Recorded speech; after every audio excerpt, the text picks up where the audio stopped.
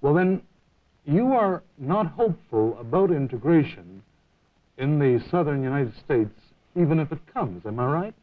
That is not quite what I mean. Let me put it another way, all right? In the first place, it is not a southern problem.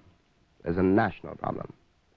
What is happening in New Orleans today began to happen over 100 years ago when, in effect, the North, which was the government, having freed tens of thousands of illiterate black men, then made no provision for them, none whatever. None whatever.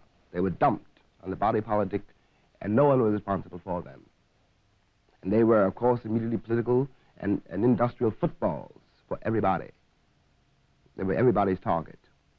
Because, after all, they had to go to school. Now, they got to go to school after Booker T. Washington in 1895, who was the architect, really, of the separate but equal principle, said, in effect, said exactly that education will not make us different. Education will not give us any desire to become equal to you. That in all things social, we can be as separate as the fingers, and all things essential in mutual progress, we can be as one as the hand. Now, this idea was accepted by the nation, not only by the South. But the South refused to provide the Negroes with the kind of educational facilities that the North more or less made available to them. No, this is not true either. I'm afraid that is not the way it happened. That is not the way it happened. What happened is the Negro education began, and really began, in the South, and is still very largely located there. There are Negro universities in the South. There are very few Negro universities in the North, because the North is technically not segregated. But it is very difficult, on the other hand, to enter. I don't mean it's difficult because the law is against it, or any of these things. I mean that it's a complex of things. I grew up in Harlem. So naturally I went to Harlem schools. Had to go to Harlem schools. There were only schools, in my neighborhood. Yeah. You grow up, if you're an American Negro, no matter where you live in the country, you are living in a segregated community. The South has, all those things we know about in the South, and in every great northern city has its ghetto. And I know how difficult it is to get out of these ghettos because I was born in one. Well, James, are you suggesting then that, in effect, officially, in the South, there is inequality and no freedom for the Negro, and unofficially, but just as effectively, there is no freedom for the Negro in the North? The terms are different, but the reality is the same. A boy in Birmingham is in great trouble in Birmingham. He has, in a way, one advantage, though. It's very clear in Birmingham that he can't go anywhere. A boy born in New York can go almost anywhere. Almost. This can drive you mad. This can drive you mad. You can live almost anywhere if you fight to get in. You can enter almost any nightclub. You can enter almost any bar, and nothing will happen. But this almost means that there is a bar, there is a hotel, there is a doorman, there is an elevator boy, there is somebody every day. There is that one place you cannot go, which means you enter every door on edge. Now, this is not true in the South. When a Negro boy goes in the Woolworths in the South, sits down, he knows very well what he's up against. He knows that they want him there, and the only way that he can stay there is to say, in effect, what they have said, We not only are entitled to service, but we want it. Yes, but there's more and more of this going on in the South. Negro boys are going into Woolworths, they're going on buses, not only Negro boys, Negro girls. And they're insisting on their right to sit anywhere in a bus or sit, and they're insisting on their right to sit down at the counter. They're refusing to sit in colored waiting rooms only in bus depots and things like that. They are insisting on a change in this condition. They are indeed. I'm sorry. Well, doesn't this suggest a change and progress in the relations and in the status of the Negro in these areas? It may or may not mean that, but what it does mean, this is why the South is so panic-stricken, and essentially the country is so panic-stricken about it, it means this. The generation of boys and girls who are sitting down at those lunch counters are the first generation of Negroes in the entire history of America who were not controlled by the Americans' image of them. This is why Montgomery is so demoralized, Little Rock is so paralyzed, New Orleans, people are going mad. If you have, I was in Montgomery after the bus boycott, after it had succeeded, which outlawed segregation on the buses. Now, Montgomery is really, after all, a rather small southern town. If you can find anywhere in the deep South Negroes, the South has been saying for generations, they know the Negro. You would find them in that town. There was not a Negro in that town, really, essentially, who was not working with some white man. There was really no middle class. There were no outside agitators. These people walked. These people terrified, the town is still terrified, because they don't, not even on the obvious level about violence, but if they're not who I thought they were, who are they? Well, who did the whites, Southern and Northern think the Negroes were? What is this image that you were talking This is precisely what is so difficult to get down to, but let me try to put it this way. What do you see? I don't know what white people see, when they look at a Negro anymore. But I do know very well that I realized when I was very young that whatever he was looking at, it wasn't me. It wasn't me. It was something he was afraid of. It was something to which he was attracted or which he found repulsive, but it wasn't me. I was not a man. Now, this image, I don't know what this image is, but it has something to do. It has something to do, I'm convinced of this, with the Puritan God. It has something to do with a peculiar and, I believe, absolutely bankrupt morality under which we all are suffering. The one person who was outside this constriction in fact and historically and in life was this pagan, this black pagan. Who was brought over Who was brought over, chattel. that's right, was brought over as a chattel to God's country. Now, somewhere, I think in order to deal with it all, we've got to go all the way back to the beginning and try to imagine, I don't know if this can be done, but I think we've got to try, what it must have been like then. Because then, after all, he really was a pagan. He had nothing to do, not only with the puritanical standards of America, but with the European tradition out of which Americans came. He really was a stranger. He really did frighten them. They did not know what to do with him. And they still don't. And in a way, the sexual legends which have sprung up around the figure of the Negro in America contain somehow the key, the truth about our situation. It is still true that the question which ends the argument, stops the argument, is would you let your sister marry one? It is still a question to which, in effect, the country has found no answer. Do you think that there is this pretense? The thing that impresses me while I try to understand the problem of the relationship of white and Negro in the United States, which seems to me a very crucial problem indeed, is the earnest desire of what I can only call Christian-thinking Americans to remedy this terrible, enduring wrong, to find some way to make expiation, to find some way to give the Negro equality as a citizen of that country. Surely this is the real significance, for example, behind this whole struggle for integration. I quite agree with that. I quite agree with that. But in order for this to be achieved, there is one thing which has to be done which is not being done. And that is this. It is not a question of giving the Negro equality. That is not really the question. The question is why you haven't. Why you haven't? Yes. Why doesn't he have it yet? This question is important. This question implies, how can I put this, that in order to deal with it, really deal with it, you have to first deal with yourself. I know a great many very well-meaning and very admirable people who work, let us say, in settlement houses, all up and down, you know. Now, with very rare exceptions, they do not really make contact with the people they are trying to help, precisely because they think they are trying to help them. And the problem is more crucial and more subtle than that. A Negro boy dealing with a white school teacher doesn't want to be helped that way. He wants to be accepted. He has to be accepted as a boy, as a person. As a human being. That's right, before anything can be done with him. He cannot be handled as a problem.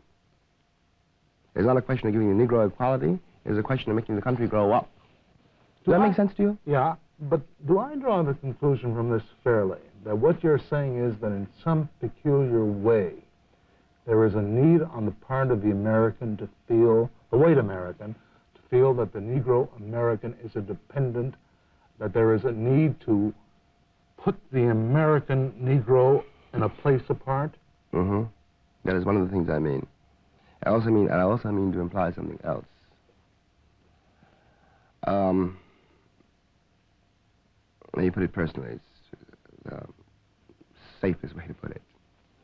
There is something in me, for example, you know, sometimes, and certainly when I was much younger, which resented the assumption on which all these things are based. It assumes that you have something I want. It somehow assumes that I have not been to your wedding and haven't made my own judgments about the marriage.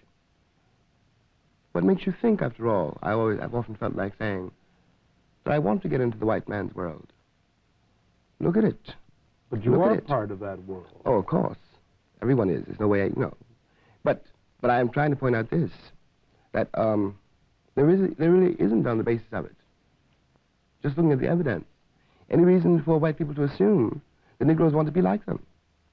In fact, on the basis of the evidence, one will conclude that anybody in his right mind would do his best not to become like that. Well, the situation has changed in this respect, surely. That whereas before, your American Negro depended on the NCAAP. NAACP. I'm sorry, NAACP, to conduct legal battles for him on a very small level. And that's much more complex than that. Well, if I may just finish this point, that whereas before he depended upon that kind of organization, or he accepted the Booker T. Washington proposition, give me equal but separate facilities and I will be happy. Today, he will not accept. Cannot. Cannot accept that. Cannot. Now, isn't this a qualitative change in the entire situation? Yes, but you must remember what I'm trying to convey. Because I'm not arguing that the situation has changed. I'm not even arguing, you know, that progress has been made. I'm not questioning the goodwill, you know, of the people who are doing it or helping to do it. This is not the question. What I'm trying to get at is this. All right, that's true. But you, oneself, the boy, the girl, no, is in fact living in a house that he can't move out of because he's black.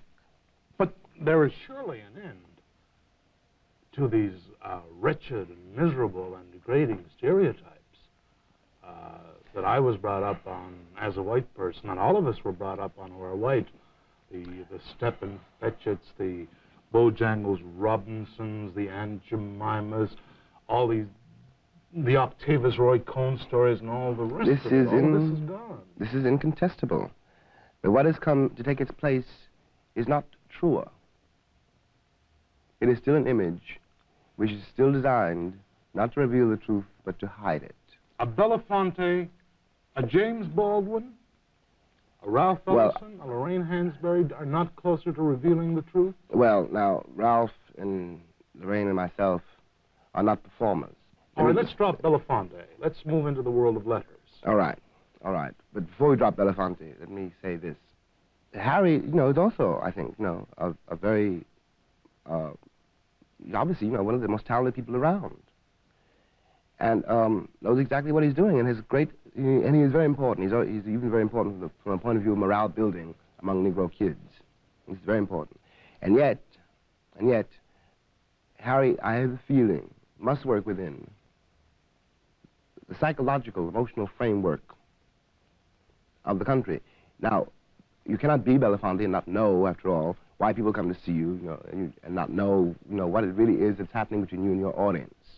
But if we examine, and I think later on we should do that, try to, what is really happening, I think we will find that, again, the image is not changed. In some way, it is not that Belafonte is, it is not so much that this particular man is being accepted, though this is true, but what is really crucial is that something else, and something in the white world, I mean, has failed.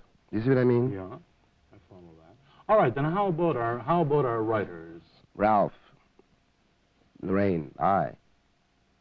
What one's trying to do, and the reason Lorraine's play is really important, the reason, you know, that Invisible Man is such an important achievement, is because it is the first time, almost the first time, I think probably the very first time, that a Negro has managed to achieve, to step out of the image, out of the cage? Out of the cage, really. Now, let's compare this. This is arbitrary. I don't mean to be unjust, but I think that we can do it this way. I admire, you know, the late Richard Wright very much, but there, at the heart of Native Son, which is a very important novel, the central figure, Bigger Thomas, is really a white man's idea of a Negro. Now, because after all, what does happen is that the Negro takes the image which he's offered and believes it himself. You know. Mm-hmm. Now, what Ralph did in Invisible Man was very, very different. It was very, very different. And superficially, perhaps, you know, the novels may seem to have a great deal in common, but the great break between them is that Ralph dealt with his people and this boy from the inside and was no longer being described in any way whatever, really, by other people, but was imposing his definition of himself on the world. For years, for all the time we know about, really, all the time that matters to us, Negroes, black men have been described by white people. In order for the Negro slave to become an American, he had to accept all the definitions which were offered him, the language, the psychology, the theology, the morals, everything. He was defining himself in terms of someone else's definition. And it's very important when the day comes, and instead of being defined by others, you are able to define yourself, and the threat, which is always what is felt by the people who have been describing you, is that if you can describe yourself, then you can describe them, and if you can describe them, what will you say? And in the case of the American Negro describing white people, one can see, I think, how great the panic might be. Why? Well, what would I have to say about... American liberalism. Yes, what would I really have to say about... if I were going to describe... I can't name names, so... a hypothetical white liberal.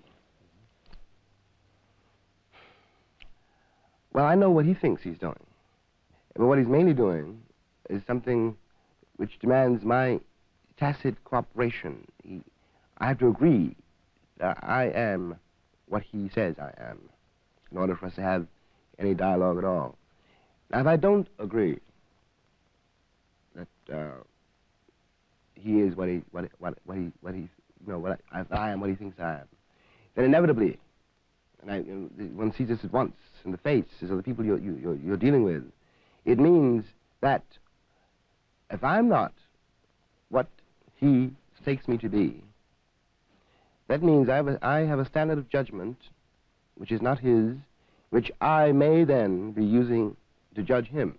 And which may cut the ground from under all the standards. All the other, yeah, exactly. Do you regard this as a distinct threat to the, what shall I call it, the sense of spiritual security, American? I think the Americans essentially, I don't think this, I know this. Yes, this is a threat to the American personality as it has so far been constituted. It's a threat to it is a threat to their definition of the world. It is a threat to the way what they think reality is. For example, this may seem extremely far-fetched, but let's think about this for a minute. It is very often seen to me that the American notion of the world, which makes it so simple, things are black or white, things are good or bad, people are straight or crooked, and life is not like that. I mean, anybody who begins to grow up knows that life is not like this at all. It seems to me that it's a reflection, a direct reflection of the effort made by the white American to keep away, to not be threatened by black people. In some way, the American vision of the world is all wrapped up with their vision of black men, which has to do with their vision of themselves. Black is evil. The saved are white. Now, there is certainly a thread which connects this reality to, makes it possible for the Secretary of State to say, we will not do business with the devil. You see what I mean? No, I'm not. You don't follow this. Follow part of it. Let me try to do it. Follow it completely. Let me try to do it again.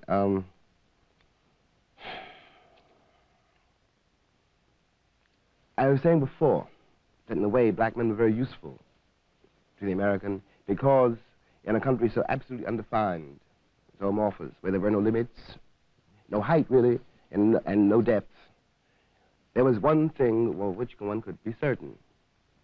One knew where one was by knowing where the Negro was. You knew that you were not on the bottom because the Negro was there.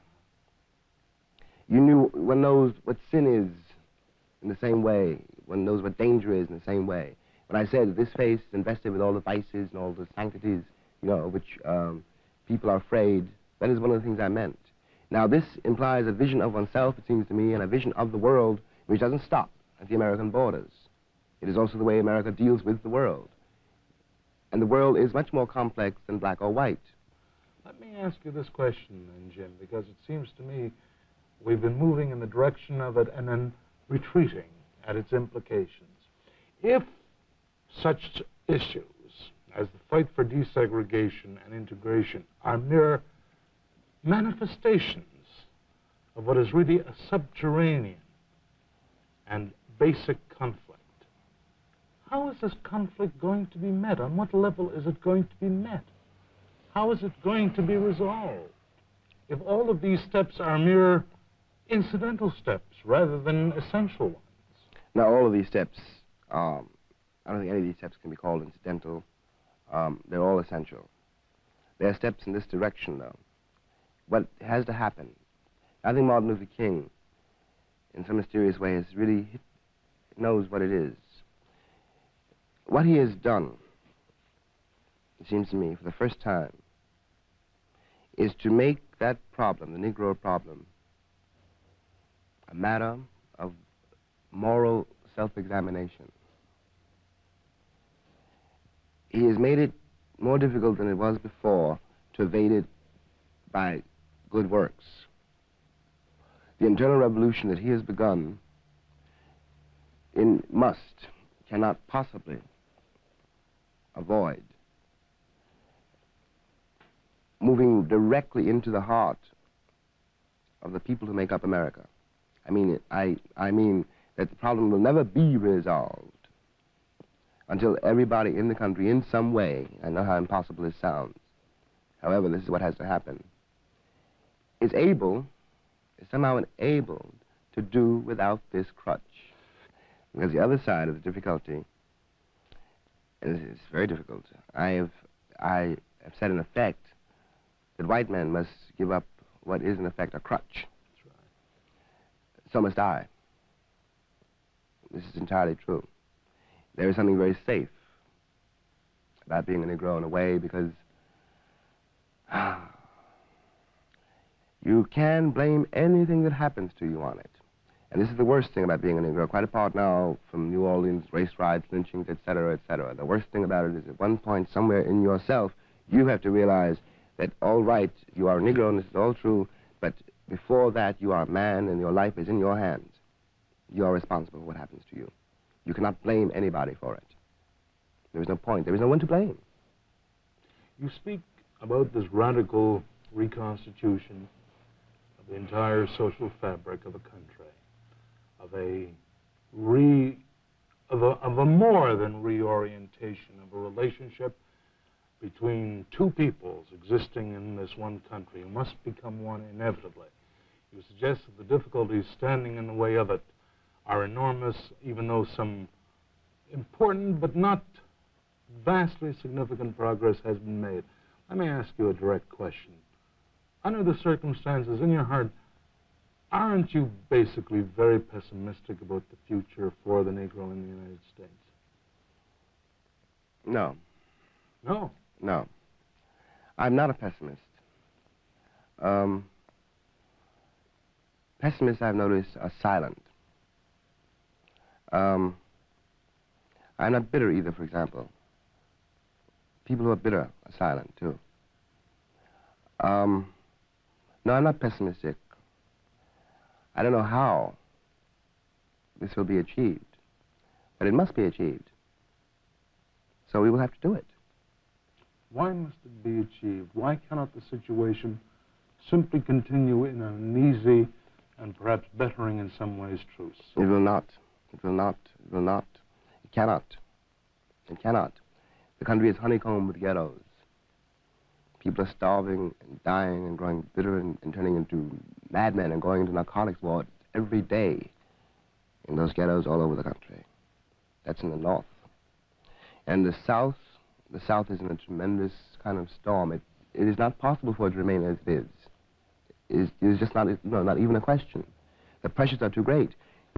Hypothetically, if Birmingham, oh Lord, I shouldn't have mentioned Alabama. Still, let us say Birmingham. If it should blow up tomorrow, it will not only be Birmingham. It won't only, the chain reaction won't spread from Birmingham to Atlanta to Nashville. It will spread from Birmingham to Nashville to Atlanta to New York to Detroit to Boston. It doesn't stop at the Mason-Dixon line.